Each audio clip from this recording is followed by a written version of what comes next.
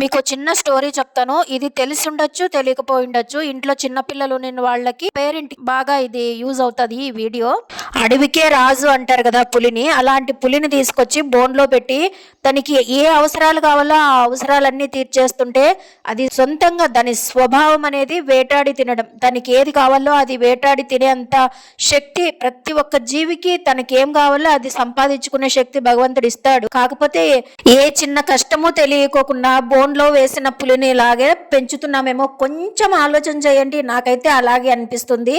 మన పిల్లలకి ఇన్ని సౌకర్యాలు అవసరమా అనిపిస్తా ఉంది నాకైతే. మార్కులు, ఒక గొర్రె తల వంచుకొని పోతే వెనక 100 గొర్రెలు ఎట్లా పోతాయో మనము అదే వ్యవస్థలో ఉన్నామేమో, మనం పిల్లల్ని పెంచే క్రమంలో అలాగే ప్రవర్తిస్తున్నామేమో అనిపిస్తా ఉంది నాకైతే. ఇక్కడ నా ఉద్దేశం వచ్చి మార్కులు, చదువులు ఒక్కటే కాదు, ఈ లోకంలో ఎలాగ బతకాలి, ఒక ప్రాబ్లం వస్తే ఎట్లా సాల్వ్ చేసుకోవాలి, ఇది నేర్పించాలి అని నా అభిప్రాయము.